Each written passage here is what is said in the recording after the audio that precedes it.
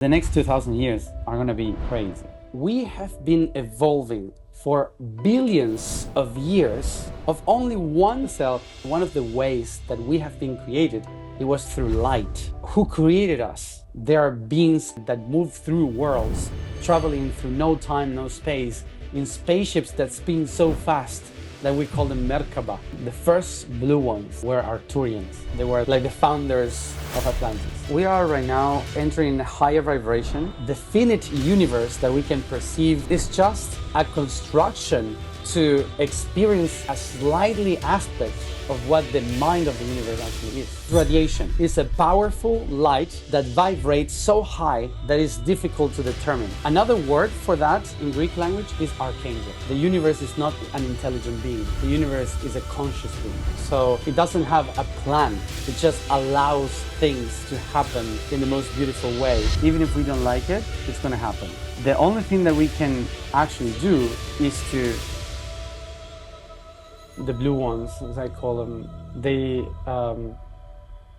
were the teachers of all of us to understand all of this, and we call them like that because they were very pale, and they wouldn't go under the sun very much, so they would be like very very white. They were not from the same from the same genetics like normal humans would be, but actually you can kind of relate them with albino people or Swedish people, maybe. Very very like very paper-like people in skin. So you could see their veins, and when you could see their veins, you see the blue color. So yeah, when your blood doesn't have oxygen, it's blue. When it has oxygen, it oxidizes and gets red.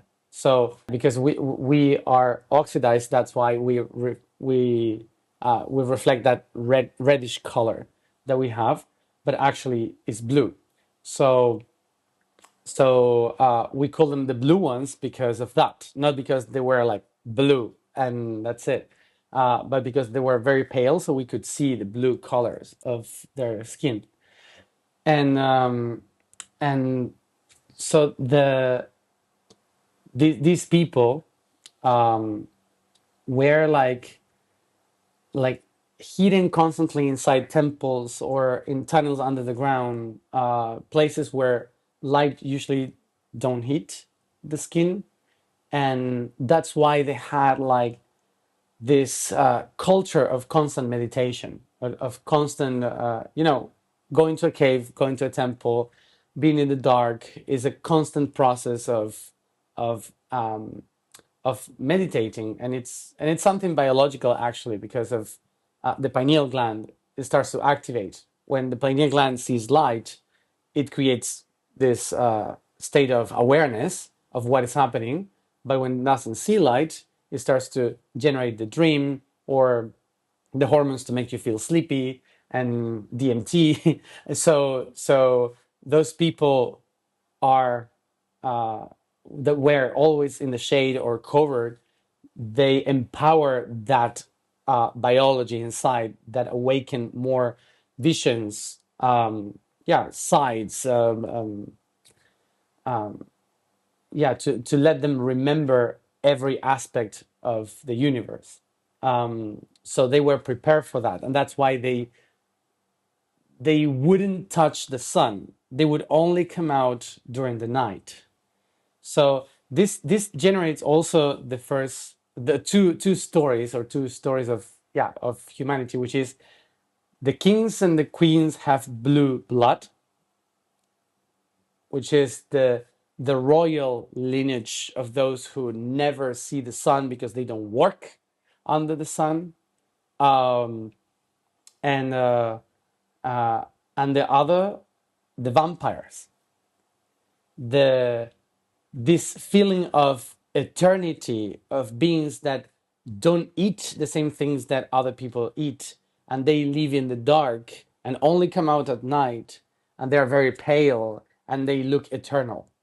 So those two stories are inspired by those albino people that used to live under the ground and never see the sun, and they were the advisors of humanity, of people, of those who were seeking for truth. So yeah, kind of that's the origin of them, in a very human way of explaining. Are they native to the Earth? Some of them they were eventually they of course were humans, uh, but some of them, the first blue ones that we call, were Arcturians, that what people today call Arcturians. So they were the ones that understood how to use biology as a bridge for the spirit. Yeah. So, but not all of them. Some of them came with that tradition, and that's why they usually allow those who were very similar to them to live with them and to practice with them. So that's why eventually we're humans that were bluish, uh, but because maybe there was like 5 or 6 blue ones surrounding one Arcturian, and the Arcturians would never like just walk around between the people. Yeah, Can you time place us? How long ago is this that you're referring to? Millions of years or thousands of years?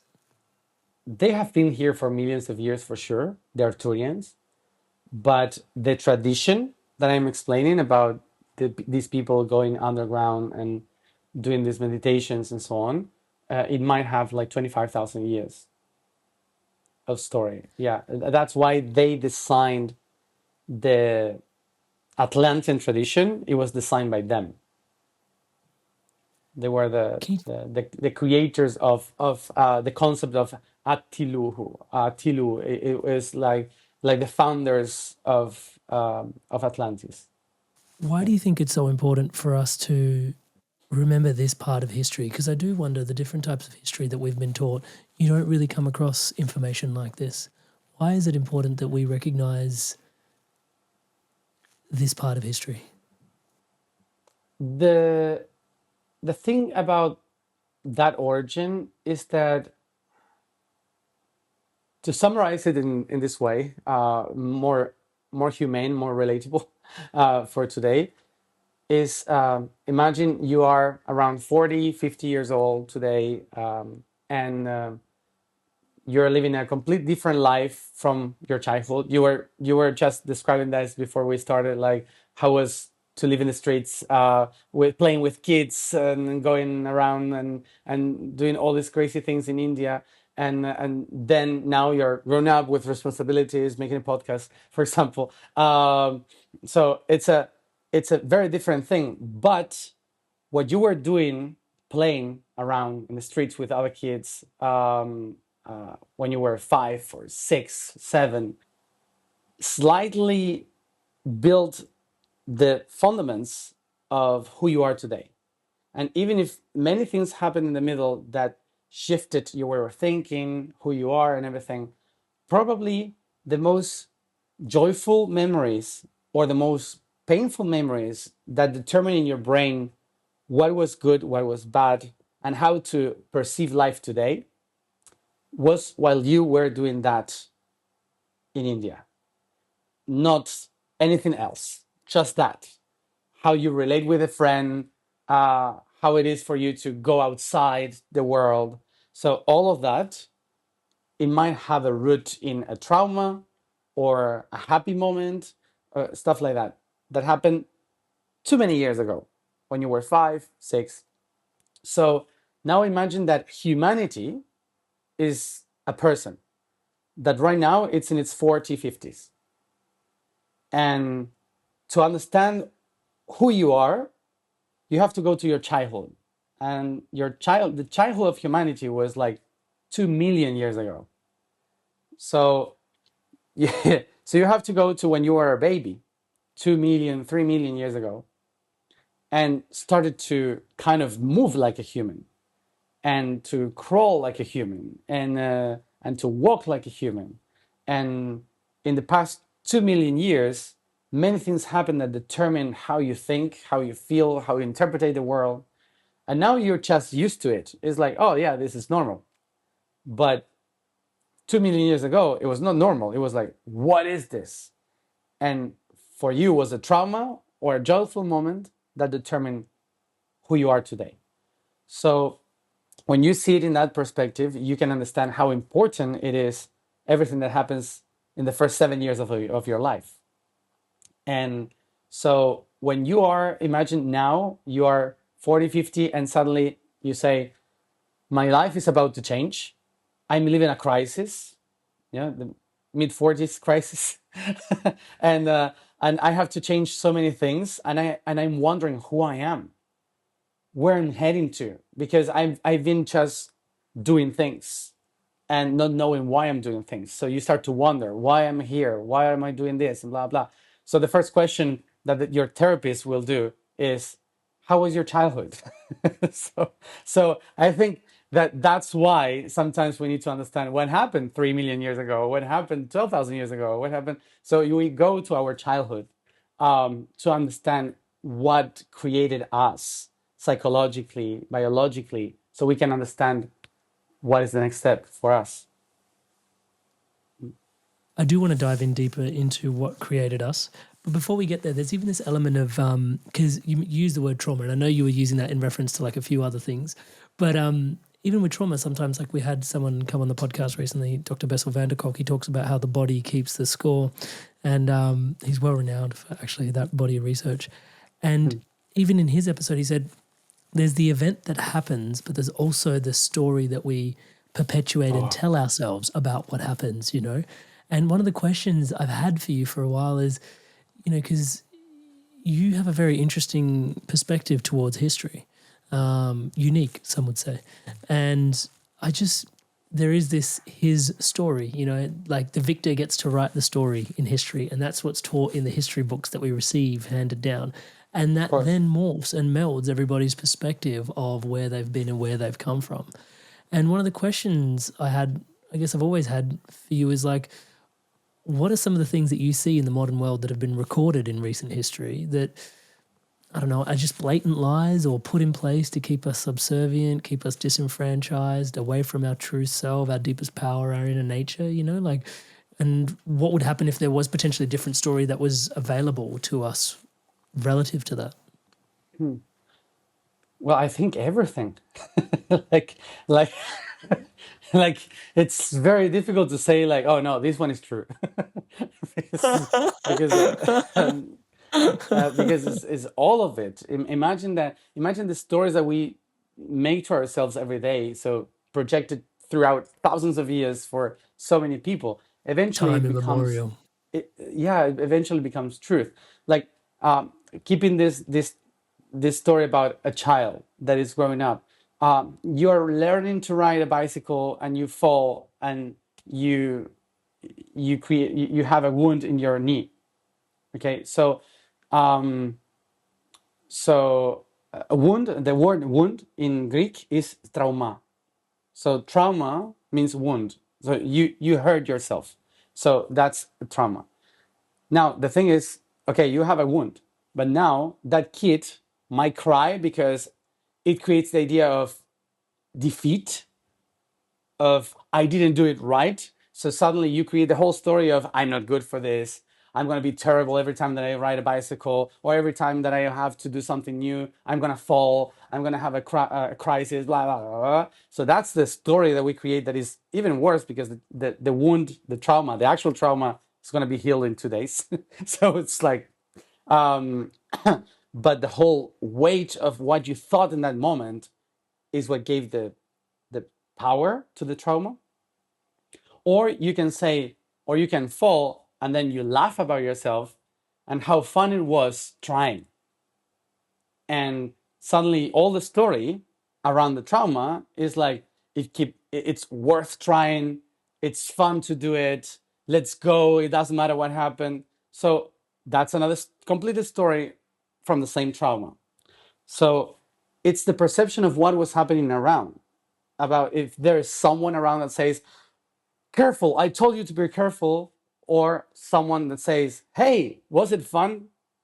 So just the word, just the sight, the smile of the other one, or the scare face of the other one will determine everything. So everything that we can see in history is determined on how we perceive the others perceiving us in the moment that is happening.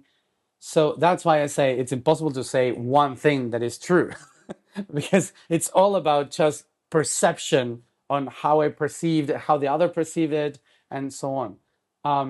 But I mean, I mean, taking into account every religion,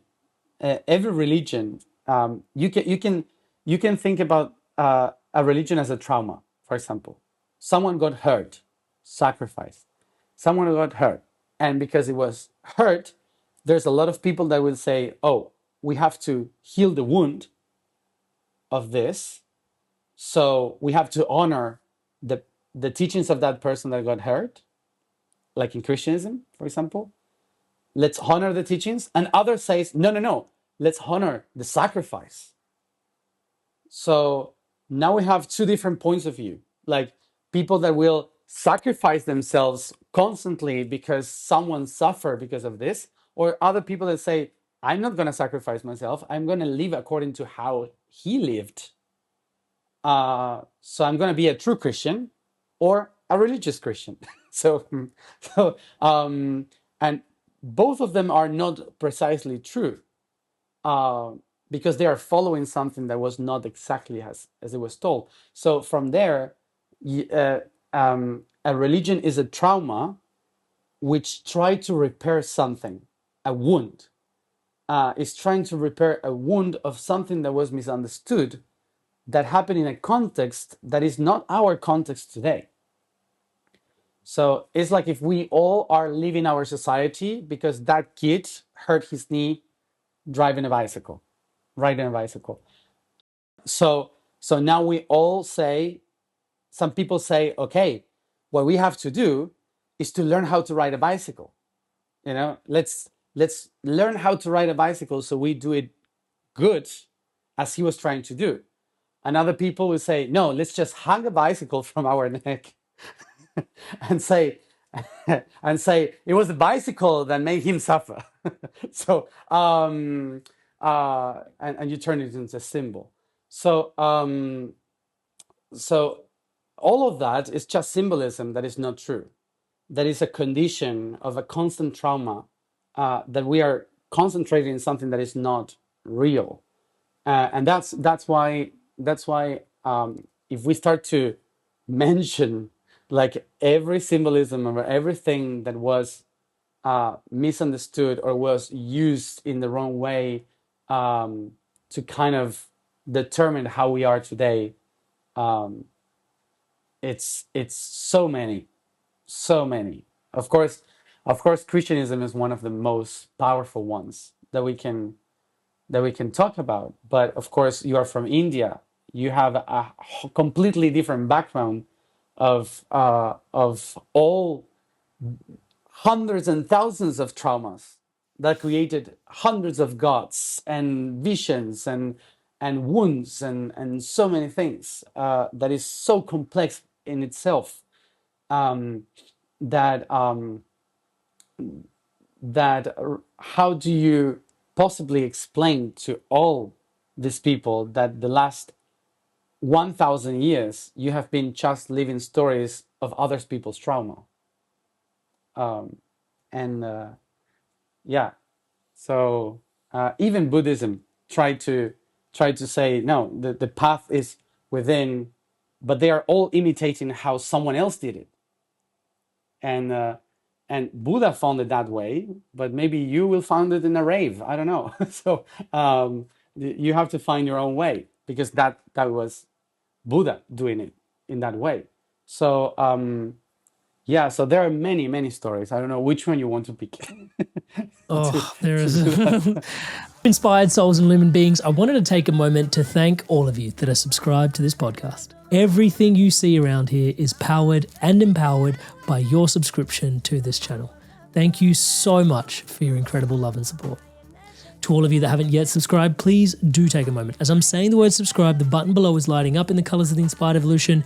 Please hit that subscribe button, hit the bell notification icon, and join the movement spreading love, positivity, wisdom, and clarity like this around the planet, touch wood, together. Thank you so much in advance for your support. And if you want to dive in even deeper into the roots of the community, we recently hit 250,000 subscribers on the channel. Thank you so much for the overwhelming love and support you guys have for this content and this work. We're giving away access to the community online. You can find out more inspiredevolution.com/25 and 40s 25 to celebrate hitting 250,000 subscribers. Join the community, guests like Joni Patry coming on once a month where you can ask your questions directly of them.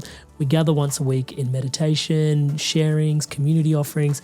There's so much goodness and a safe space created inside this community circle. So join us, inspiredevolution.com/250000. Links in the description below.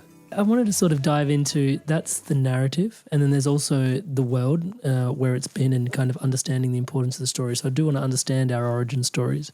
But then also I wanted to take a moment to reflect on sort of your ability to remember. We've discussed this in podcasts before, and the word remember, to bring things back together, is really important for yourself. I wanted to sort of just tune into the layperson's relationship with memory, such as myself.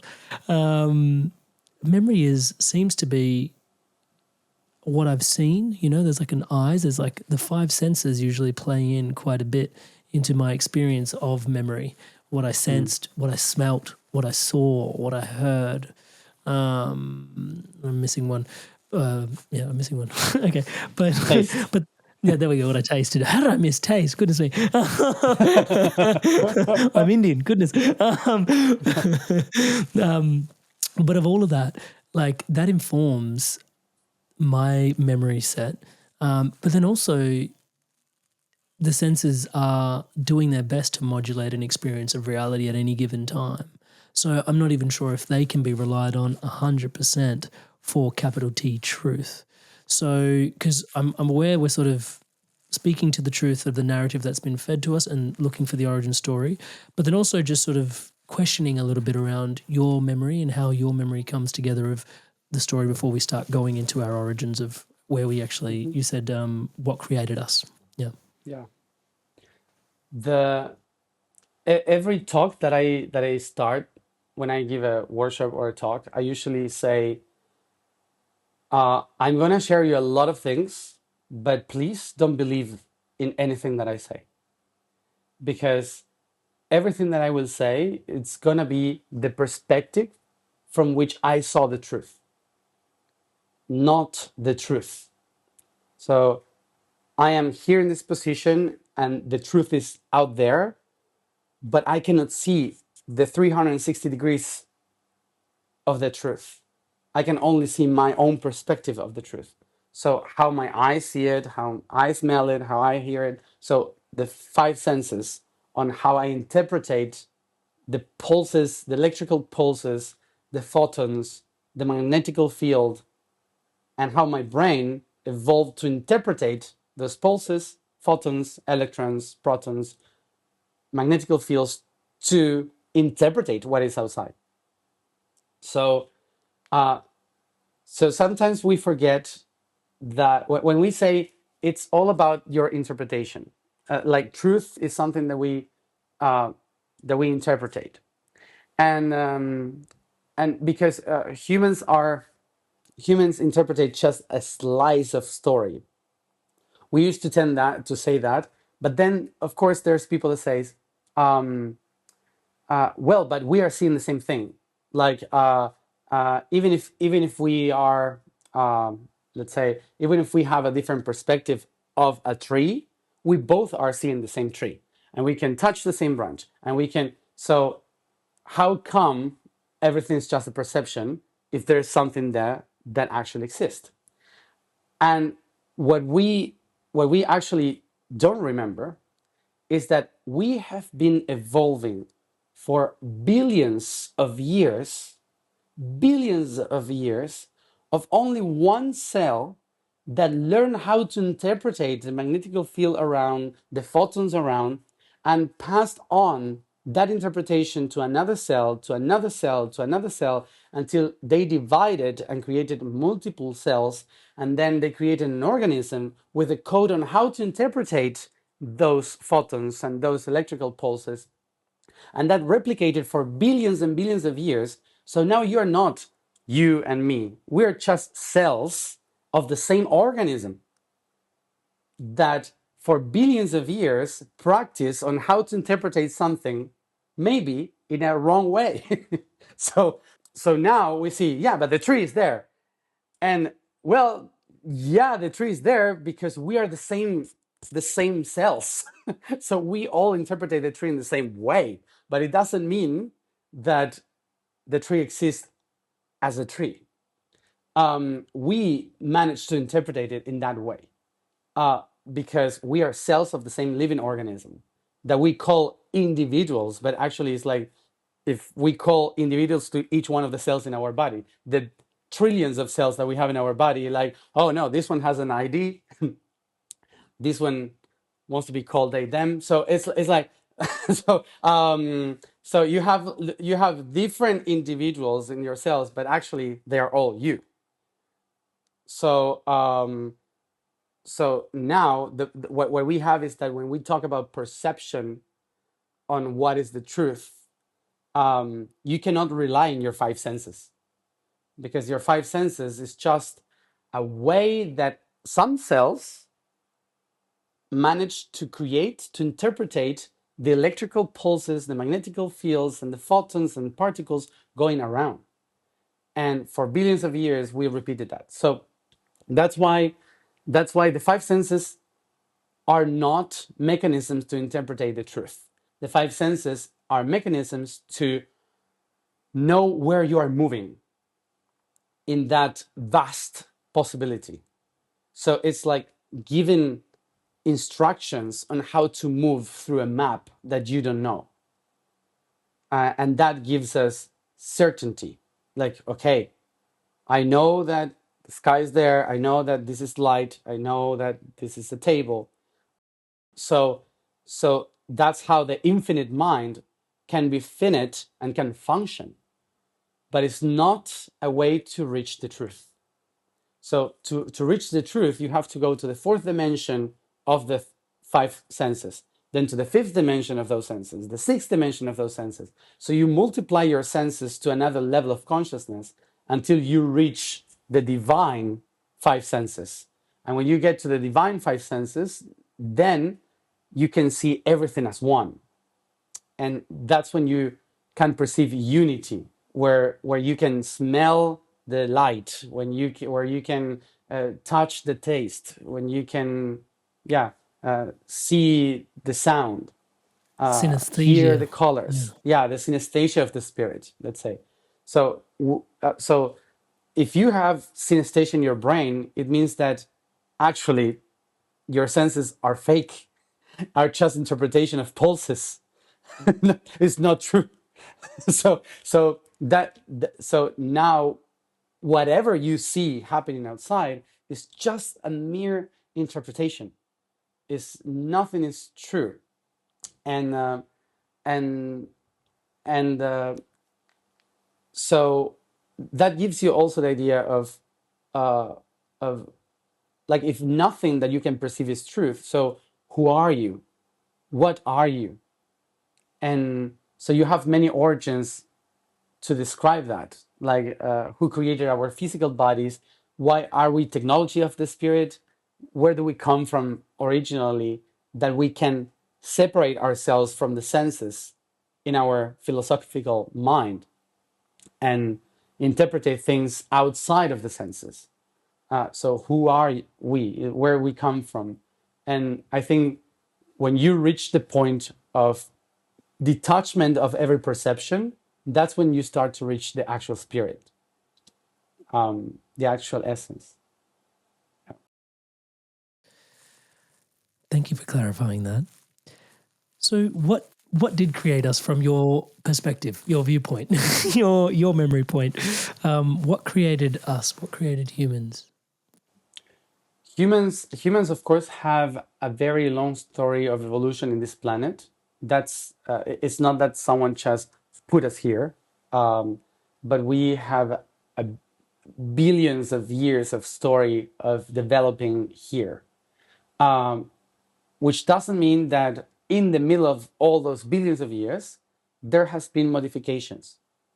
And I uh, because we think that the universe does the same things as a human would do. Like, for example, if you want to expand, you go to another territory, you kill whatever is there, and then you take over. Uh, so, um, so, in a human way of thinking, we perceive that aliens would do the same. Like, they would travel from outer space, they would come here, have children, reproduce, and then humanity is born. But that's the human way of doing it. um, when we think about space, which is so vast and so huge, it's impossible to think about people traveling through space just to randomly uh, pollinate a planet. And when you think about how huge is the universe, the Earth is so tiny and so useless, actually. So it's like, um, you have so much energy and power. If you want to look for energy, just you go directly to a star. You don't go to a tiny planet. So that sets you in perspective of, if what everyone is looking for is energy, so you don't go to a tiny planet. Um, but if what you are looking is consciousness, then you go to the planets where there is awareness, where there is evolution of awareness, because you are trying to expand your mind. So that's the only reason, because resources, like finding resources on Earth, is like we have problems to do that. So imagine traveling billions of years of light just to find, I don't know, uh, oil. That doesn't make sense. So for billions of years, one of the ways that we have been created, it was through light. And I find this amazing, because it's written in every holy book somehow, um, and also is written in science. The way we evolve is because of radiation. So the light of the sun, the photons, they emit a specific radiation, which is so high, and it goes through the planet. Not all of it, because the atmosphere is reflected outside. So that's why we can survive. But a percentage of it just crosses the planet. So when it crosses the planet, it goes through our cells and it breaks the DNA. So some of the chains of the DNA, some of the particles of the DNA are like cut. It's like a lightning cut in a tree in half. Yeah, picture that image when you think about radiation.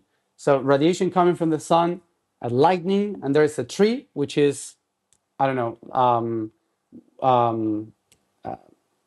let's say cytosine in your body, in your DNA, cytosine or adenine, and that tree is cut in half by a lightning. Suddenly now you have something that's split, and now the molecules will reorganize itself by being split. So that is a mutation, a genetic mutation. So radiation is mutating everything that we radiate. Even humans radiate radiation, of course, the energy that we expel. Everything in life is radiating, but the sunlight is and the stars light traveling very fast, the speed of light, throughout billions of years of space. They are cutting through and breaking the structures of our reality from within. So what is radiation? It's a powerful light that vibrates so high that it's difficult to determine. So another word for that in Greek language is archangel. Uh, so now you can see it.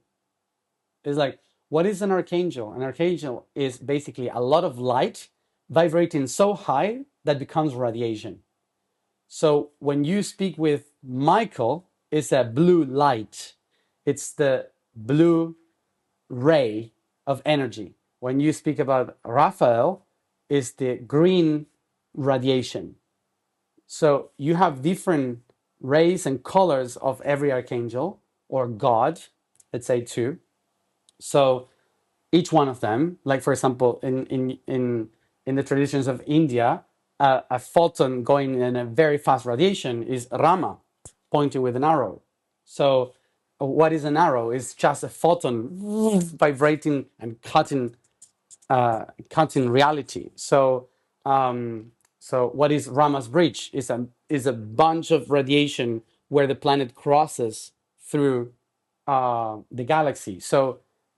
Um, so the description in story of who created us, who developed us from the fifth dimension, is basically beings with a higher frequency that live in the dimensions of light and information, that moves without time and space throughout all space and time. And as they move through, they mutate every reality according to their own image. But it's just waves of radiation for us. But from the point of view of the divine, is archangels, gods, and stuff like that. So who created us? The gods, the divine. Who are they? They are beings, aliens from this planet that move through worlds, traveling through no time, no space, in spaceships that spin so fast that we call them Merkaba. But actually, a Merkaba it's an atom. So they come from the void. It's a black hole. Uh, uh, they cross they cross Rama's bridge or the Bifrost, for example. What is that? Is a wormhole. So that you see all the rainbow color because the light shows you all the different refractions, so you can see all the colors. So it's the rainbow bridge. So when you think about who created us, it's not aliens on a spaceship that come and do an experiment like doctors would do here. It's basically through billions of years or thousands of years that we humans perceive as years, but they don't perceive as years because they are not in the third dimension. So for us, it was evolution. For them, was an experiment. Hey there, Inspired Souls. Spirituality is not something we just talk about here at the Inspired Evolution. It's something we live and breathe with our entire beings. Whether it's in your career, your life, the way you lead in the world, or your relationships, it's at the heart of the way we believe life should be lived. And so if you're feeling out of alignment, or you can feel that there's something more, or you're feeling like you're not thriving in life, touch wood, the way that you ought to be, then we've got guidance to take you even deeper. You've got support from me one-on-one, and you've also got a like-minded, like-hearted community masterminding, master-hearting together through guidance together. And you don't have to take my word for it. This is how people all over the world have transformed through guidance. Everything just kind of fell into place, and now I'm on a path that I actually believe in and I'm excited about because I feel like I'm becoming my best self. Over those 2 years, I have done so much. I can't believe where I am now. I'm thrilled where I am now. Not only was he a coach, but he became a divine presence in my life. You can show up to Amrit with all sorts of chaos in your life and you leave feeling completely centered with some direction that is going to get you results. It's just magic when you're in coaching with Amrit. You just flow with it all. I feel that I have access and connection to somebody who is deeply entrenched in my development. If you're thinking about it, just do it. You won't regret it. So what are you waiting for? If you feel the call, then join me on a call. amritsandhu.com/call. Link on screen now and also at the top of the description in the show notes below. Join me in a call. Let's dive in deep to your path, onwards, upwards, and inwards from here. I'm looking forward to seeing you in a call. Go on, I'll see you there. Was it a conscious experiment on their part, or was it just something that just happened as they were just moving through? Like radiation just sounds like it sort of radiates from a source. Well, what is consciousness then? Here we go. What is consciousness? Because one thing is intelligence and the other thing is consciousness. When you think about a plan, is intelligence. Intelligence is I have a plan, and the plan is I'm going to do this and that and that, and it's because of this and because of that, and I will do it in this way. So you have plan A, B, C, and you follow certain steps. 1, 2, 3, 4. So that's an intelligent being that is planning something to be done. Consciousness doesn't work like that. Consciousness is something so perfect and beautiful that doesn't have a plan. It only expresses itself. So it's difficult to explain this today, and I think that what is helping a lot of people to understand how this works is when they have a psychedelic trip, but a very big one. No, not a simple one. Not like, oh, I see colors. No, like I'm at the edge of death. So that type of psychedelic. Complete ego dissolution.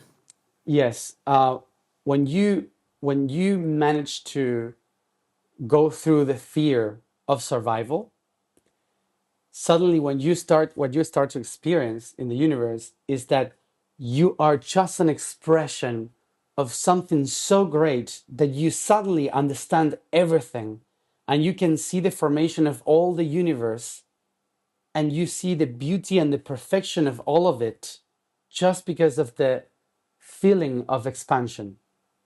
And suddenly you see how everything is perfectly adjusted, but no one is actually trying to make it step by step.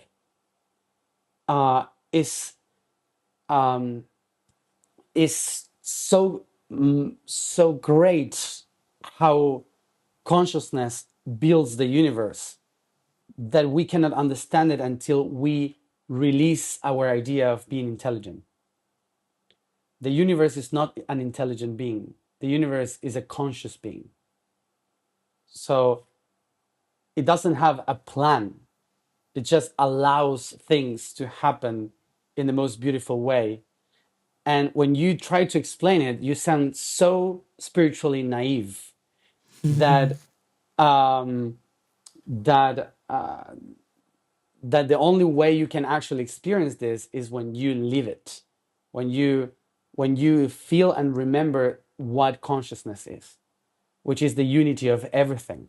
When you see how everything exists because there's something breathing for it to exist, is Brahma. It's not someone sitting there and say, okay, I have a plan, I will do this and this and this, and like Christian says, God has a plan. Yeah, I was gonna mention that. Yeah. Well, no. But that's what makes him God. He doesn't have a plan. Yes. Doesn't need a plan. Exactly. He doesn't need a plan because God doesn't need a plan. It just is. And that's what consciousness is. That's why what we see random in the universe is because we're trying to understand it with the intelligence of a plan, when actually it's so beautiful that it doesn't need a plan to exist. It's harmony. It's just creating a melody. Yeah, it's so beautiful. There's no plan. You mentioned earlier, a single cell organism starts to, or not even an organism, like a single cell just starts to bifurcate and then sort of starts to witness itself. And like you said, the radiation has this impact on it. Is there some sort of fundamental desire that's operating underneath all of it for multiplication in some way? Like, why are things splitting and becoming more and more complex? And like, why is there two of us, me here, you there, audience tuning in? Like, why shift from a single cell state? into more? The the first thing uh, that the mind does is expansion.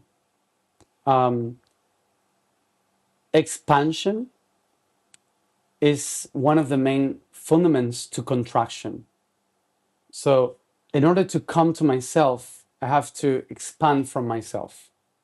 I cannot understand what is the self if I don't expand to every possibility of the self. So, in a toroidal way of seeing the universe, we need to expand to observe, to contract, and become. And so the universe is constantly doing that. All the time is expanding to contract. It doesn't mean that all the stars are going to come back to the center, because the universe doesn't have a center. Every point in the universe is the center. So the expansion can happen in a cell, in a galaxy, in an entire universe. And at the same time, it comes back from the universe to another cell, and so on.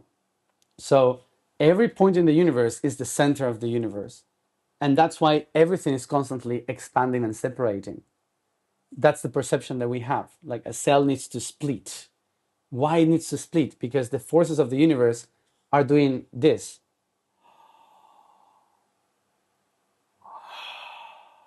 It's just like when you feel that feeling that makes your body expand like this, when you feel connected to everything, like that expansion that you feel in your heart or your mind when you understand something.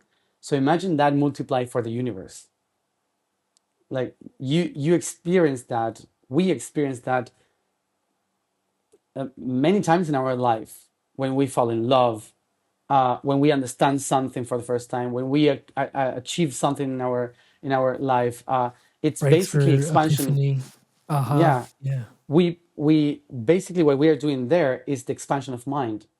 So you're and it's explained in a very beautiful way. I think it's a chemical reaction within our body that that sends hormones that will expand neurological expansion in our brain, like saying we have to be so aware of so many things, because now with what happened right now, I understood so many things that I cannot just use this lobule here or this cortex here. I have to use the whole thing, because it expanded my emotion, it expanded my mind, my ideas. I understood things from my past. Now I understand where I'm going in the future. So those critical moments of your life, when suddenly it was like, oh my gosh, I get it, or I don't know, some people might just feel it during an orgasm, but other people live it as an epiphany, or when they connect with something. So what is that feeling? That there is an hormone that busts to the brain to make all the brain function in the same moment, because there are so many things to be understood in that precise moment, that only one part of the brain cannot function. So you need the entire brain. So suddenly you cannot relate to anything, and at the same time you understand the whole, because you cannot function like, oh, I know I have to do this, this, and this, and that, but you can understand every step and every result of everything in 1 second. It's like the light bulb, pop.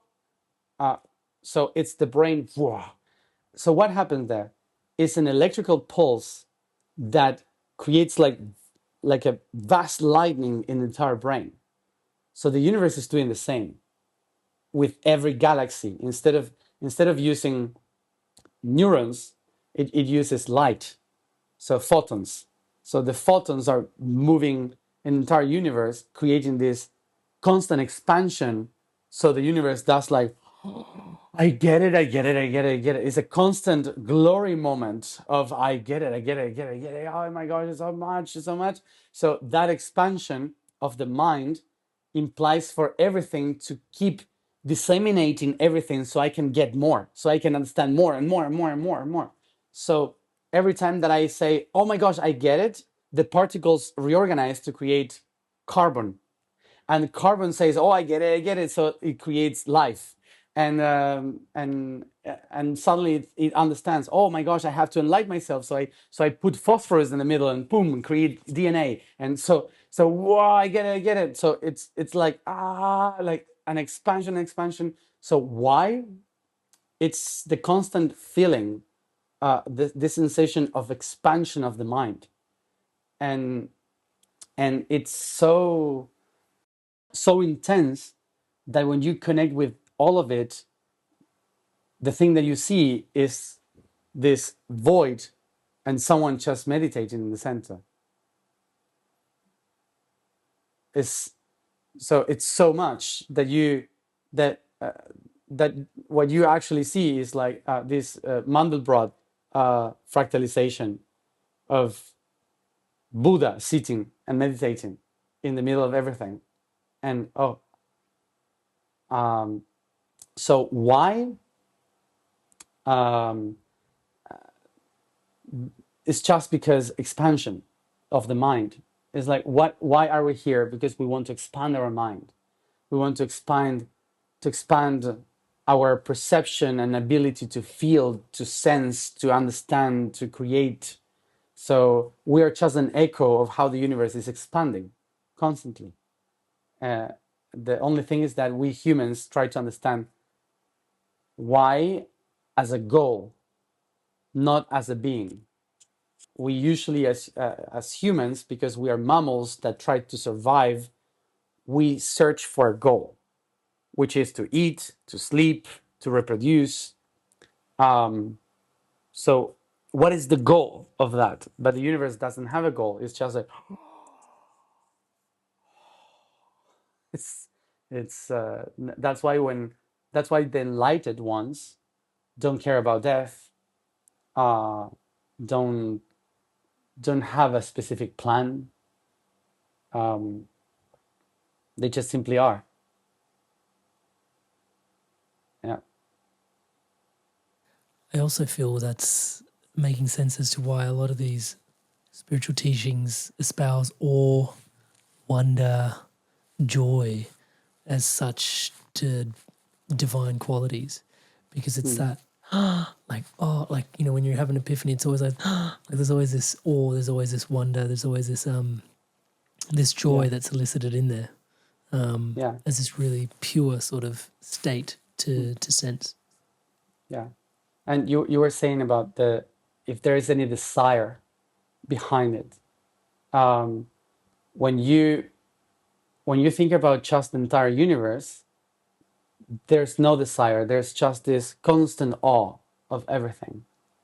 But when you expand and divide yourself to be more in awe of the options, then you create perspectives.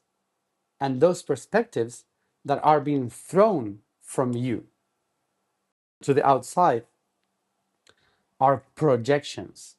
And those projections is the same word of projectile. So it's something that is projected from you to the outside. So a projection creates a purpose. A purpose means I put the eye somewhere. So even before I project myself, I created the idea of getting there. And that's a purpose. So now imagine that the white light, the pure light of the universe, has the vision, the idea of creating a rainbow. And a rainbow is not a bow that goes to the other side, it's a circle. A rainbow is always a circle. It's just that we see half of it, but it's always a circle. So the rainbow, what is the rainbow doing? Moving through one aspect, coming back through another aspect. One visible, the other one invisible. So my idea is to get the farthest as I can from myself, so I can, from the farthest, come back to myself. So that's the cycle. It's not like I have to go there. In a human perspective, from here, I have to go there. In the universal perspective is I have to get the farthest of myself so I can perceive myself from a different point of view and then come back to myself. So that's the full circle of the rainbow. So now a rainbow has 12 different colors. We see 7, but actually it's like 12 different rays. So these 12 different rays have different frequencies, which means that in order for them to function and not mix and cross to each other, they're going to need to vibrate in a specific hertz. The red one in a specific hertz, so it doesn't hit the particles vibrating in the orange and the yellow and so on. So they vibrate in a specific radiation so they can move correctly in the right angle, okay, towards the curvature. So that specific vibration creates a specific purpose because I put my eye where it is supposed to go. So now I project myself in that frequency so I know exactly where to go with that. Now, me, the divine, is still, is not moving. I'm just perceiving, projecting that from myself. But that option of myself, the red one, that option of myself now has a purpose. That projection of my own self has a purpose, a specific mission in a specific hertz, in a specific projection, in a specific position. And that is its desire. The desire, the wish of completing, accomplishment of that cycle. So that's why throughout existence, the fractions of the divine has purpose, missions, and are bounded by a desire of completion of something. But it's just the projection that is in the need of completion, not the actual truth. The actual truth is always the same. It's just expanding mind.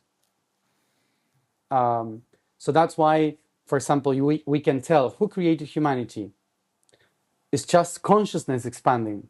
But wait, there was a blue one that had a specific purpose of generating life in a way that could help some worlds to be in the right frequency so they could see how to come back to God.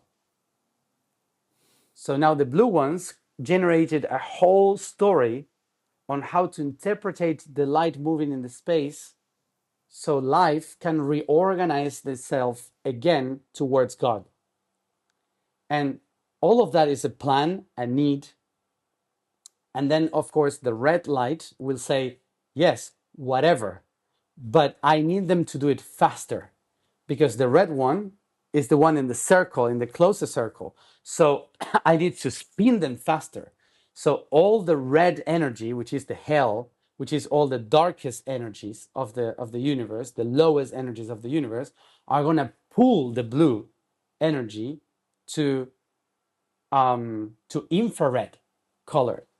So creating infrared, generating radiation that can kill you, that can destroy you, but just because you are going in the wrong direction. So it destroys you so you can bend yourself towards the rainbow. So they all have like different agendas, let's say, to keep the light spinning in the right projection. And if you're not spinning in the right projection, the other ones will pull you and destroy you until you come back to the center. So that's why we can interpret, oh, there are aliens with different agendas, there are civilizations with different agendas, there are beings with different desires and intentions of creating everything. But the universe is not playing the role of deciding which one is good, which one is bad. It's just allowing everything to expand from itself to come back to itself. And that's all it does. The process in the middle is a whole other story. It's just projections. Where we are in the process in the middle at the moment, are we under particular influence of a certain band of frequency, color, more so than others, in your current opinion, based on where we are, time-wise, space-wise, human psychology? Well, we are right now entering in um, entering a higher vibration. Of course, we are going from green to blue, I would say. So that's why we are crossing from we need to be saved and healed to I want to understand my truth and become my own creator. So that's kind of going from green to bluish color. Um, I think we are there because everyone in the world, every civilization is concerned about healing the planet, healing ourselves. We want to heal the past. We want to live in harmony. We want to, but also in the pursuit of truth. What is truth? What is lie? What is so? Um, and those frequencies that we are right now today is at the edge between green and light blue, say, of the rainbow. Are there archangels attached to each of the colors? Yeah, basically those colors are the archangels. Oh, sorry, yeah, they're not just attached to. It's a, yeah, yeah. Can you describe some of them that you know of? You Well, mentioned I don't. Raphael. You Yeah, mentioned I Michael. mentioned Rafael. Of course, the Hebrew language try to determine the names of them, but you can relate them with different traditions. So of course, for example, when we talk about the blue ones, that you have in India, you have Krishna, um, and Very much so. then in uh, you have the blue god in the Mayan traditions. You have Osiris being blue greenish in Egypt. So there are different traditions, of course. But the blue color, for example, for the Hebrew tradition is Michael, I think. That is blue. There are 12 main ones, but there are also infinites of them because, of course, they're according to the different perceptions of colors. So we can only perceive 12, but actually there are so many, thousands of them. So yeah, Raphael, for example, is the most important for us right now, which actually means the medicine of God. Raphael is the medicine of God. So all the names of the archangels are related to an aspect of what that light does. So it's not a being, it's a description of the potentiality that that radiation has on you. Yeah, so that's why Michael, Ariel, Samael, they all describe specific potentialities of God. I think it's yeah, it's interesting. Through this conversation, the word radiation starts off with just culturally has so much baggage around it, I guess, with just the time that we live in terms of the wars that we've been through and whatnot. And then you start to realize that radiation also just means emanation, vibration. It's just, it's not actually Yeah, dare I say, a it's dirty word. it's a It's radio. radiate. It's the radio. Yeah, Yeah, it's just radiate. what Yeah. radiates a circle. Yeah. There is a question because radiation generally has a source. And I think it's, we've made it this far into the conversation talking about the rays and the radiations, and all this started with remembering in senses. Source. I mean, is there, you mentioned at certain points there is an empty center, but is there a source behind the radiation that it radiates at all? And if so, how do you relate? How do you refer to that source? The radiation is basically how high or low a photon vibrates in the universe or a particle vibrates in the universe. So the universe is filled with particles and filled with photons that are traveling, are filling up the whole thing. So the thing that changes the wavelength for it to be a radiation, lower, higher radiation, infrared or ultraviolet, it's basically the waves of what is happening in the environment with certain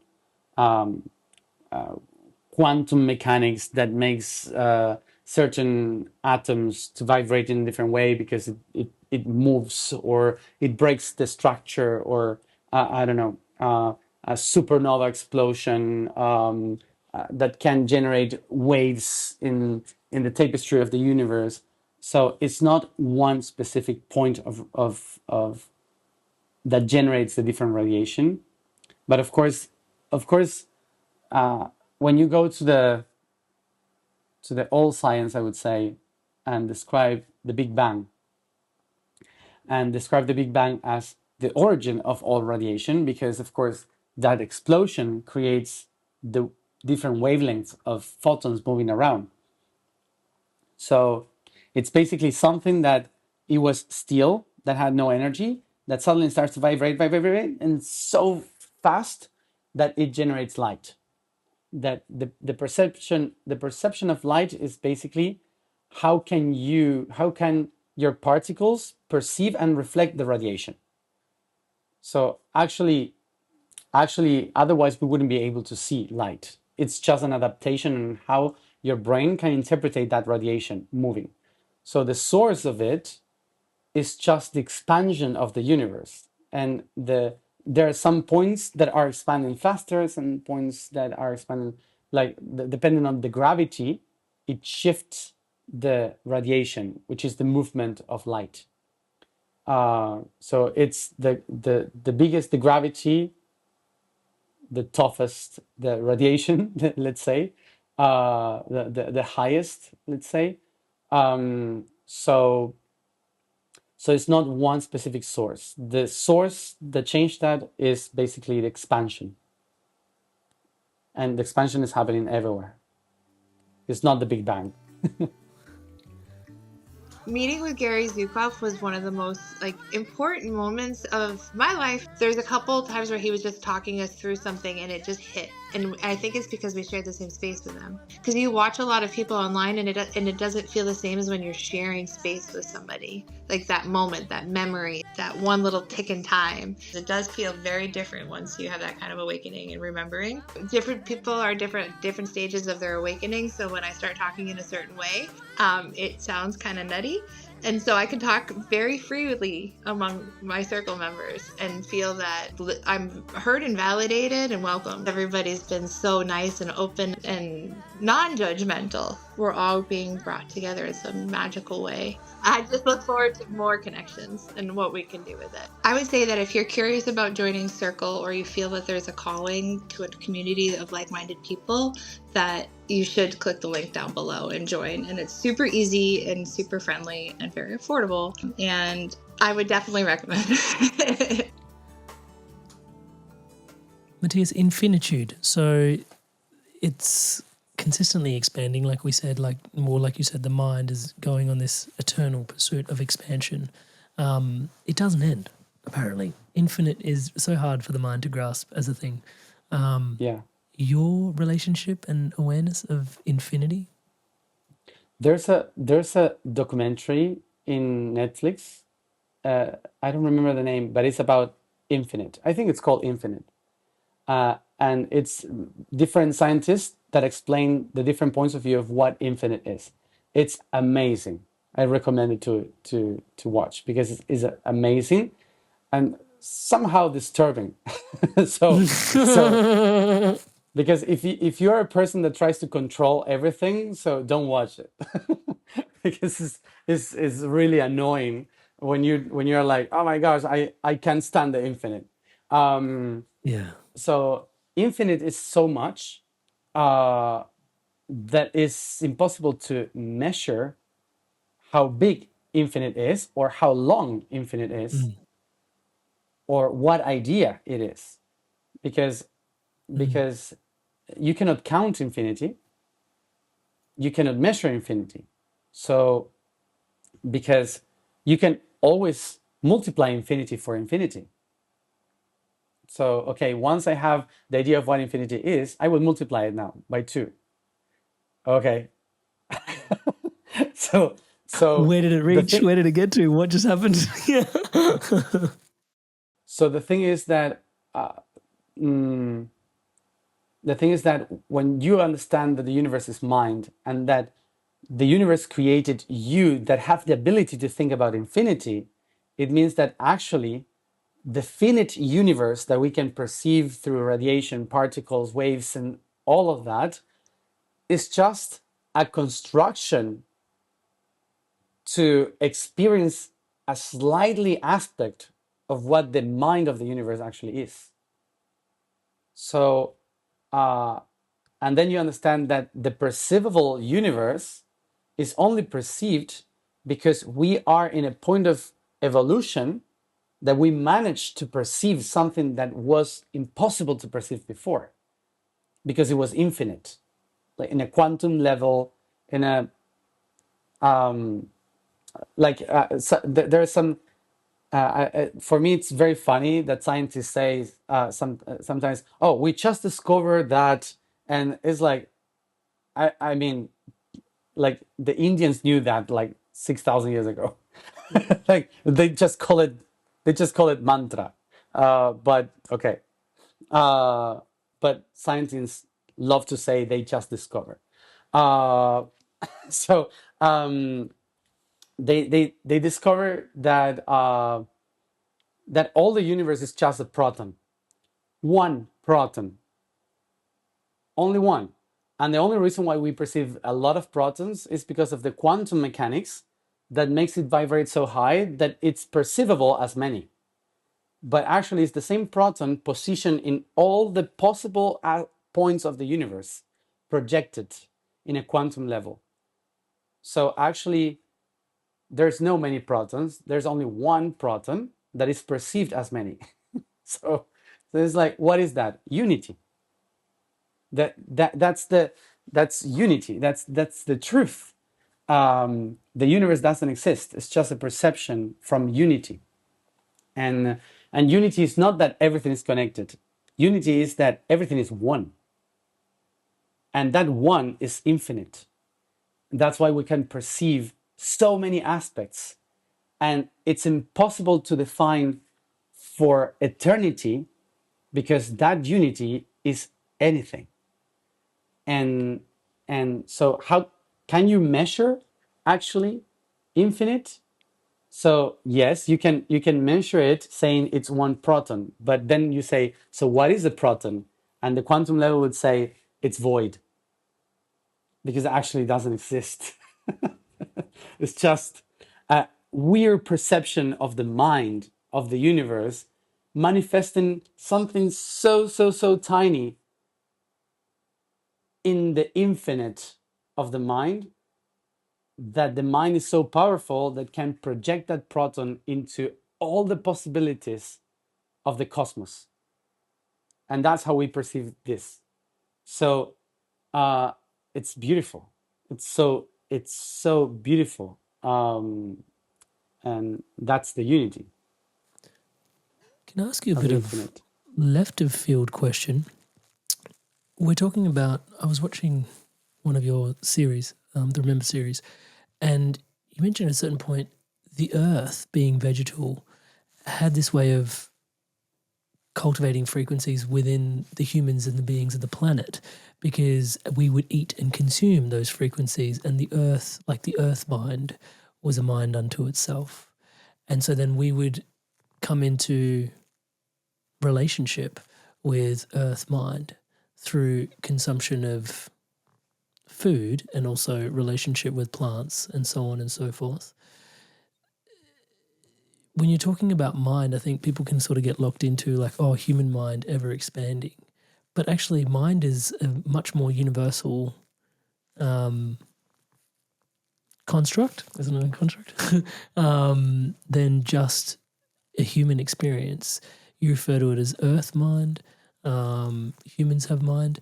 At a certain point, I'm wondering, like, yeah, just what, as you mentioned, like, blues earlier, in terms of like the earth kind of wanting to move through certain frequencies, we'll look at now. And I guess what's really underpinning my question is right now, even the foods that we eat, people are feeling more and more alienated from the food that they're eating because the food is feeling overly agriculturalized, if that makes sense, if I can use that as a word.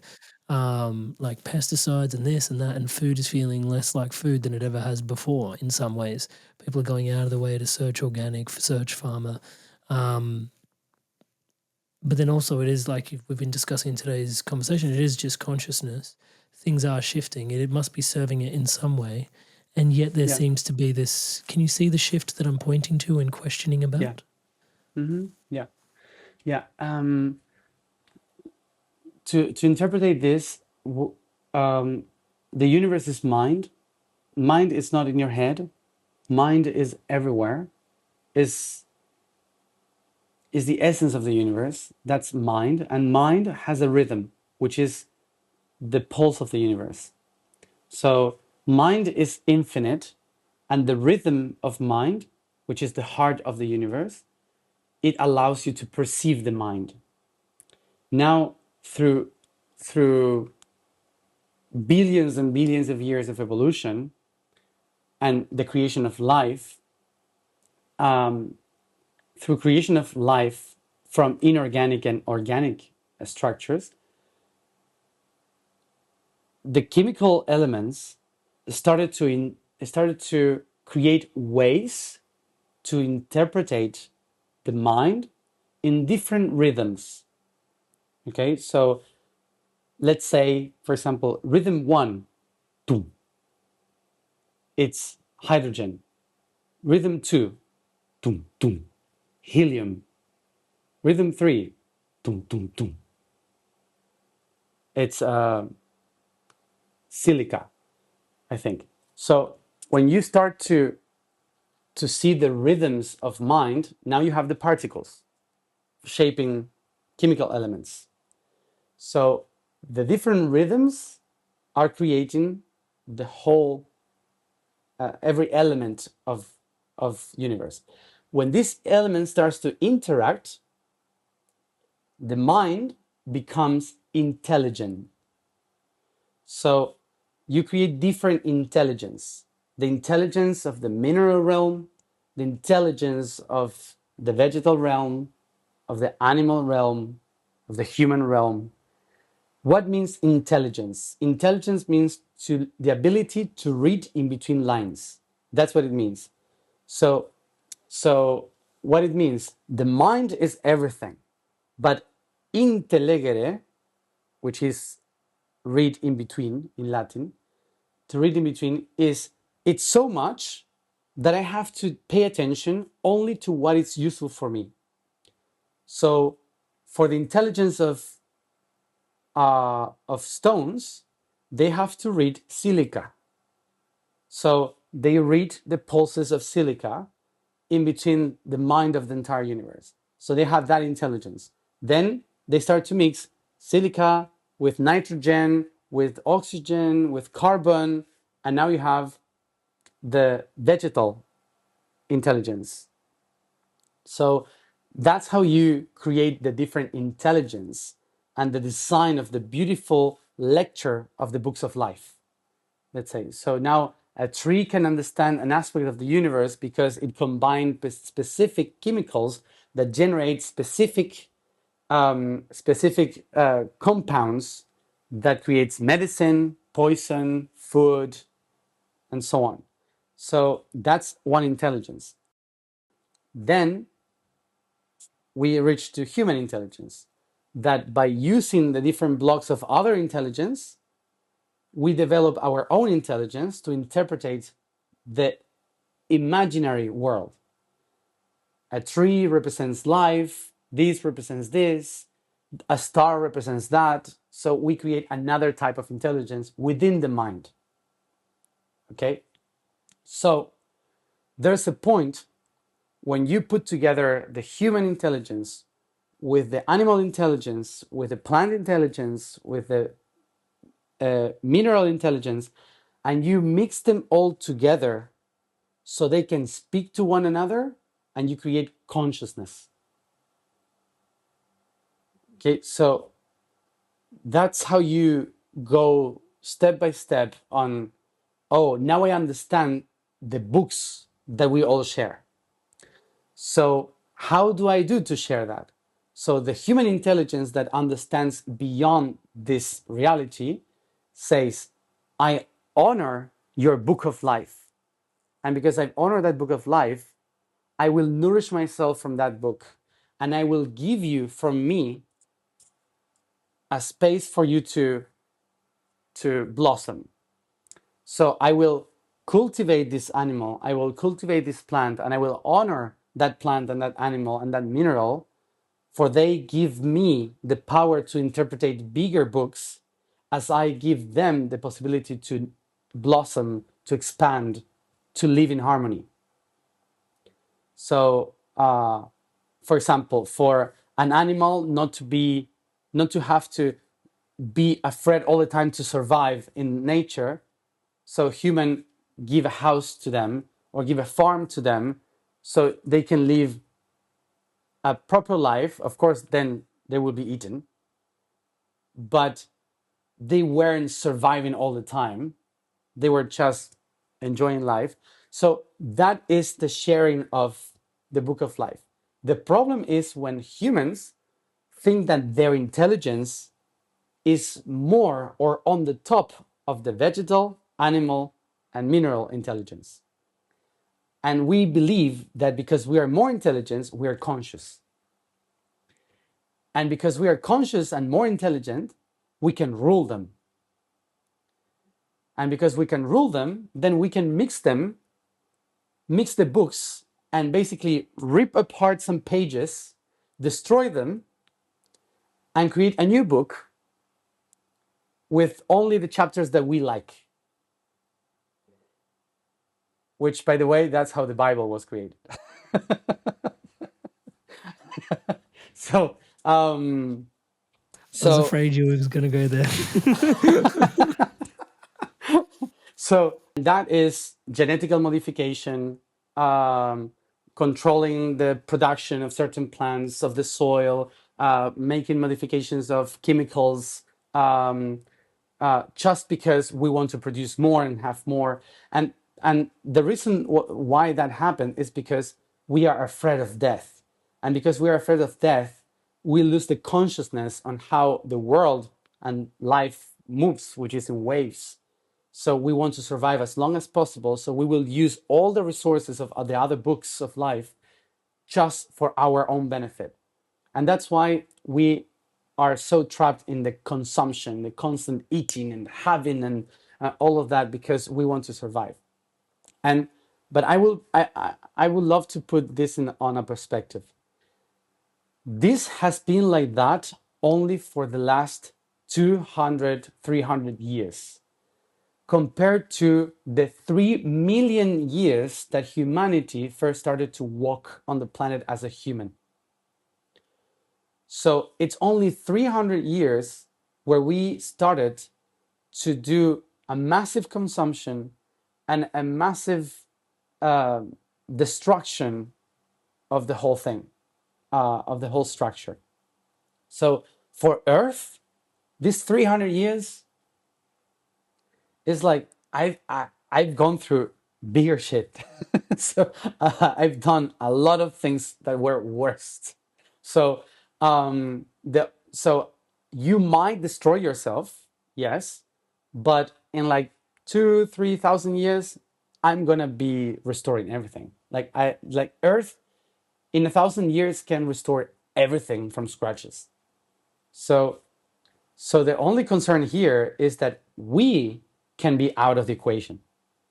If Earth says, I won't tolerate this anymore, it just needs to create a new virus that we cannot stand.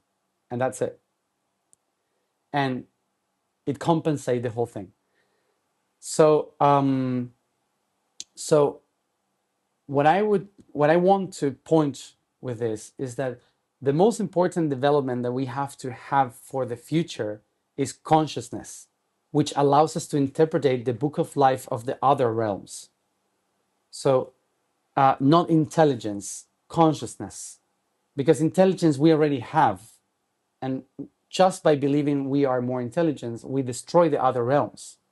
So we need to develop consciousness to understand how to read the other books without thinking that we are better because of that. But what I meant about this 300 years is that we are just living through a trauma.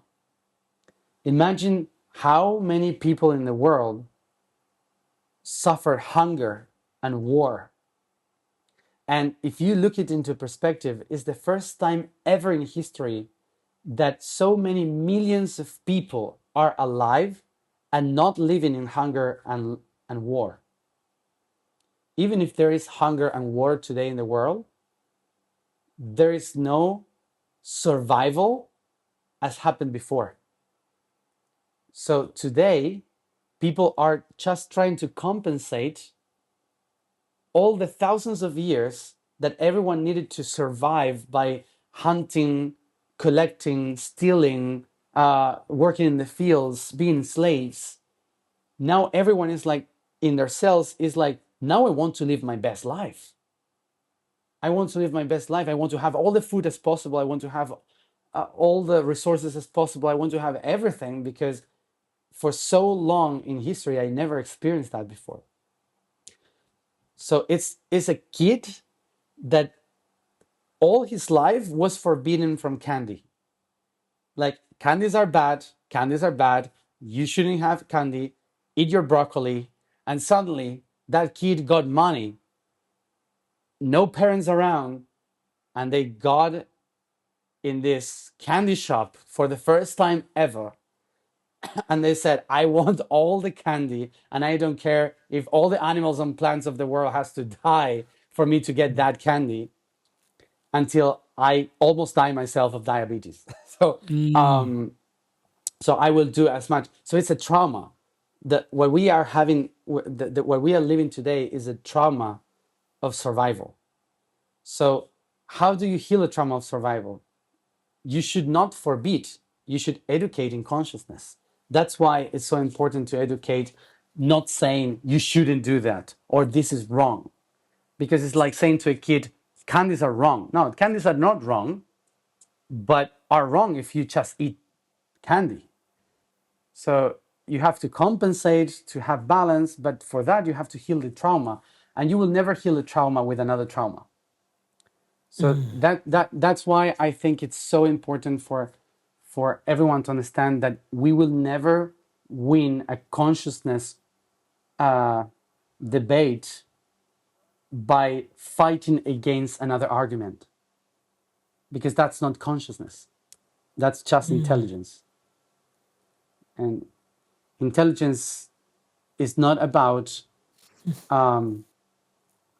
consciousness. Intelligence is about proving yourself that you can interpret something, but that's it. So that's why for me the most important asset that we have to develop is consciousness, not intelligence. Yeah. Yeah, I was reflecting on wow. I have to follow up with a question, don't I? I was reflecting on since they found Göbekli Tepe and they looked at all that as a time, and if you took just that time that we have and put it in a Bible from beginning to end, the years since Christ's birth would just be the last 2 pages. Yeah. And if you think about how much has happened in the last 2,000 years versus the rest of the book, you know, it's just, yeah, it puts so much. And yeah, I mean, how much of us up until that point has been trying to survive. And it does feel like a really incredible time to be alive, almost as, I don't want to make it as 3D as this, but, you know, the operating system does seem to be shifting and changing right now as we speak, does it not? Mm-hmm. It is. And that's the amazing thing, because when you try to compensate your trauma in such a short time, what happened is that suddenly you realize that that was not helping you. It's like, for example, the best way to understand this is with drugs. People uh, people were trying to find drugs to escape reality for a long time. I don't want to live this reality, and they found that cannabis produced this feeling of I don't care, I relax, whatever. So the governments started to forbid that because it was not good for you. Health is not good, blah blah blah. Then they started to discover that yeah, it's good for health. So apparently, the right dosage is good for that. Um, but then it was not just for health, it was mental health. A lot of people were getting better, more relaxed, more relatable because of those drugs. And suddenly the countries that said, you know what, we have to legalize it because whatever. So they started to legalize drugs. And the places where you legalize drugs, the people stopped consuming them. The I mean, they keep consuming them, but you don't notice it because they are doing it normally, not because someone is telling you cannot. When in your brain is telling you you can't do this, suddenly you want to do it Yeah, almost because the your brain is taboo trying sort to of break. drives. Yeah, the taboo does this thing where Yeah, it drives you. Yeah, it's weird, isn't it? yeah. With because the brain was created to solve problems.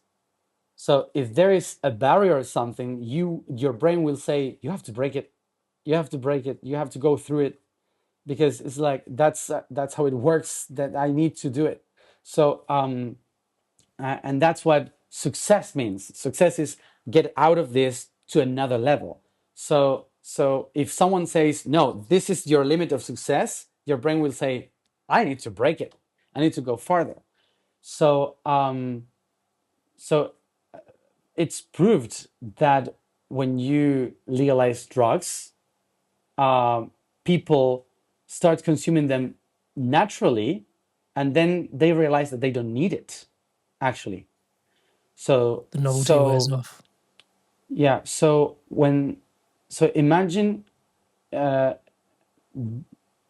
that the consumption, so much food, a lot of people have been eating and saying, "Oh, I have food now," and suddenly it's like everyone is doing Ayurvedic, everyone is fasting, and so suddenly everyone is talking about how to eat healthy, because they already have gone through in such a short time with so much consumption that now everyone is asking, do we actually need so much food? Actually, I'm not feeling good eating so much food, and blah blah. So in just 50 years, with the biggest production of food and the biggest consumption of all food, suddenly a lot of people started to understand we don't need that food. So they stopped eating, fasting, blah blah blah. So it's so fast, the development, when you allow just 50 years of compensation of trauma, that yourself you yourself starts to say this is not good for me, this is not good for anybody. So that's a natural process of our brain and our bodies. And I think we're in a great time because everything is allowed now. Like so many things are allowed now. So many things that naturally people start to compensate. It's just that there are so many layers of traumas that we are trying to compensate, that when a country reach a point of, oh, I solved this trauma, another country is solving another completely different trauma and just getting in the consumption level. And it's like, like people that have arrived to a perfect alignment of a specific I don't know, consumption food. Let's say you cannot go and tell India and China now, like, oh no, you should balance your consumption because well, you had your 50 years of doing shit. you know. So now they have to go through that inner process too. And there are many countries that will go in different layers of trauma until they reach to that point. But you cannot judge that that is wrong. You just can educate for that to go naturally. Like all the I don't know, the global warming and all these things that are happening. Of course, they are bad for the planet, but if you blame the people for doing that without giving the solutions, in the other hand, or solving the need of that, there's not going to be education. There's going to be another trauma that will forbid me to do this. So it's only going to project into the future a new time where we are going to use more gas and petrol or whatever. So it's a trauma. It's like I eat a lot and suddenly on Monday I say I'm going to do fasting. So next week you're going to eat again a lot because your body will try to compensate. So you cannot just stop things or criticize or say this is wrong when you have so many people in different levels of acknowledgement of a process. So, but I always say this is the best time ever in all history to do so many things, to be able to change so many things. And because people is so concentrated into the problems that we are living today, we don't actually realize that all the solutions that we always wanted to have, we already have. The only thing that is forbidding us to apply them is our traumas. It's just that. It's just that. It's like we have all the solutions on the table, but we cannot see it because we're used to see the problem. So it's just a matter of perception. So yeah, it will take time, but an education. But what a time. For What sure. a time. Can I ask you an interesting question about the time that we're in now as well? Because it does seem to be this massive influx of technology literally happening right underneath our feet as we're in this time right now. You've obviously got a very interesting relationship with what you do and what you do remember. Is it all good, the advancements in technology that we're going through right now? Some people have some real fear structures around AI, our merging with it, our not merging with it. Like there's all these sort of constructs. Any advice for how we mediate through this time? What do you see in the future in terms of humans and artificial intelligence and technology? Well, we are entering an Aquarius era, and Aquarius is technology. Aquarius is innovation. So there's no way to escape it. It's going to happen. Technology is going to merge with us. We are going to use technology in our biology. AI is going to take over of many systems that we use. So I I would say that asking ourselves if that is good or wrong, now it's out of the equation because even if we don't like it, it's going to happen. We cannot stop that to happen. The only thing that we can actually do is to develop tools that help humans to recognize how to use those tools correctly, how to become conscious that our body is also technology and that we also need to learn how to use it. It's not just about AI. How do we use our own technology, which is our body? How we use our own technology of society, which is the connection that we have with others. That's also technology, and we forget about it. And the rituals that we usually do, let's eat all together, let's celebrate a solstice, let's celebrate whatever. That's also a technology. It's a technology of time. It's something that keeps us organized. So it's our algorithm, let's say. So I think that we are going to need a lot of that too. A lot of people not talking about how bad this could be in technology, but how can we adapt to that without losing ourselves? Um, because the next 2,000 years are going to be crazy. So are going to be very crazy. The developments of technology, um, it's going to be a main key that will shape the entire world and even others around us. Um, and our biology, of course, we are like, if we are talking about the possibility of merging with AI, something that they call transhumanism, Hmm. that's because it's happening. It's not because, oh, it might happen. That's because there is people working for that to happen. So it will happen. It will happen for everyone eventually. Not for everyone, but for most. It will happen.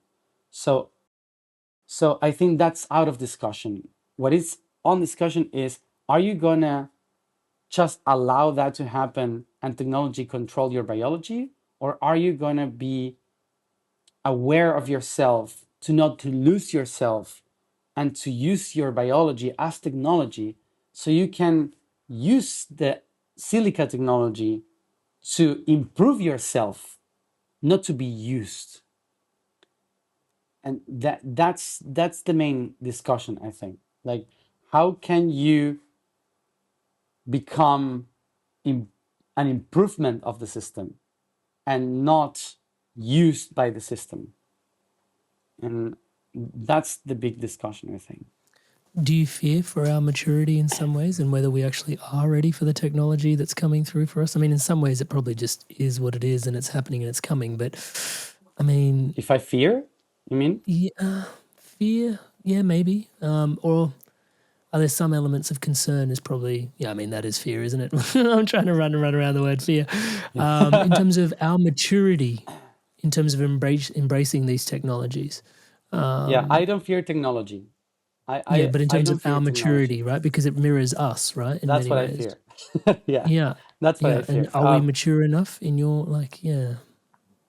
Well, the person that is generating more technology and more advanced in the planet right now behaves like a kid having a tantrum. So that Any speaks a particular lot. person you're speaking about there? Yeah, Elon Yeah. Musk. Yeah. Yeah. Um, and I think that he is a key, not only in this dimension but in many dimensions, because I've been talking with beings in other dimensions, and they were they were referring uh, about him as an Elohim under a mask, and and so, which means that he is very useful for the system, um, for whatever is coming. So I'm not against him at all, but his traumas in his cells are functioning and running the program of a human that is out of tune with humanity. And that's my concern about all the people that are so intelligent and the vehicle for change to happen, for something so great to happen, but embody in a body that has so many traumas, that instead of working as a conscious inspiration, they walk as a program, uh, with so many patterns. And that's why it's so concerning. Most of the people that are in power and technology today, they're running out of programs. Scientists, religious people, most of them run through programs. And we also run through programs, like the spiritual people, the ones that we are trying to be conscious. We also run through programs. So, but the difference is when you allow yourself to work on them, to go to the dark side of your being, to work on that, to heal this process, to become aware of this process, and to try to reflect that to the rest of the world. So my concern is that people that are the keys for the change, for the actual change of the planet, they are still running their program with kids' wounds. And if we don't support or create spaces for those people to become more aware of themselves in those terms, and what are the wounds that they need to heal, so whatever they project in the technology is going to be their wound. And that's my concern. Valid. Valid. Yeah, maturity is a hard one thing. Touch wood. There was a question I wanted to ask a few chapters ago in this podcast. We were talking about the infinite, and I just felt it just feels unwhole to close without asking if that's okay. Your relationship, your awareness of God, like what did you resonate with the word God? Like, does it mean something to you? Do you believe in God? Like, God, Matias? Well, of course I believe in God, but just because every God is an expression of the universal mind, so somehow they exist as a construct. So I don't believe in a God that is directing how things work. I don't believe in a God that is telling people what to do. Or that if you don't do it right, he gets mad. I don't believe in that type of God that is very related to how a dad would work. Humanity has projected the idea of God from mom and dad. So, or it's Mother Earth, or it's Father God, Father Sky. So we projected this idea of a bearded man in the sky, which is like a father, and a damsel in the earth, which is mom. So we projected that in a very human way. For me, God has no relation with our human way of thinking. So I cannot. If you say, do you believe in God? I would say yes, of course, but not like a human would say. I actually believe in God as the infinite potentiality of the universal mind that allows everything to be.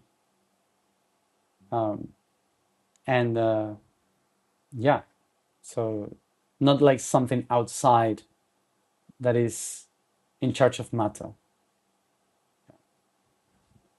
It's the everything. Matias De Stefano. Brother. Thank you. I never know how to thank you. I mean, thank you so much for today's conversation. Just the things that the sort of moment on screen, just what it draws upon from the hard drive though is just thank you so much for your time, your energy here today, sharing yourself so abundantly with us. And thank you so much for you, man. I really, really feel really blessed and grateful that we get to share in these conversations. And the audience absolutely adores and loves them as well. You mean so much to so many of us. So thank you so much, bro. Really appreciate you. And thank you again for doing this with us today. Thank you very much. Thank you. You, inspired soul human being, you've made it through to the end of another incredible episode. Thank you so much for your inspirations to evolve. It is such an honor to be your brother walking this path by your side. You've obviously enjoyed this video, so please do give it a like and a thumbs up. It votes for content like this being spread around the internet further, farther, wider, and richer. Thank you so much for supporting spirituality in a time like this. To all of you that are subscribed to the channel, thank you so much for your incredible love and support. Like I like to say, everything you see around here is powered and empowered by your subscription to the channel. So thank you so much for your incredible love and support. To all of you that haven't yet subscribed, please do take a moment As I'm saying the word subscribe, the button below is lighting up in the colors of the Inspired Evolution. Please hit that subscribe button, hit the bell notification icon, and join the movement, join the community, spreading love, positivity, clarity, and wisdom like this around the planet together. Thank you so much in advance for doing so. And you'll notice recently we hit 250,000 subscribers. That is 250,000 people inspired to evolve together, arms in arms, hands in hands, side by side, hearts and hearts together. To celebrate this, we're giving away access to the community online, Inspired Evolution /circle. We've launched a community to celebrate this milestone and we're giving away access, so come join us. inspiredevolution.com/circle is the link. At the time of the giveaway, inspiredevolution.com/250000. That's 250,000. You can join us. I'll put links to all of that in the description below. We'd love to see you on the inside. To further the conversation, guests coming on once a month to answer questions directly of the audience in a live Zoom room. And you can connect with us. I meditate weekly with you. We do community offerings. There's questions and answers, community sharings. So much going on in this space. Come check it out for yourself using the link below. And to continue your inspirations flowing onwards, upwards, and inwards, on screen now, episodes for you to take your journey further. So go on, take your pick and make your click. I'll see you in the next one. I'll see you there.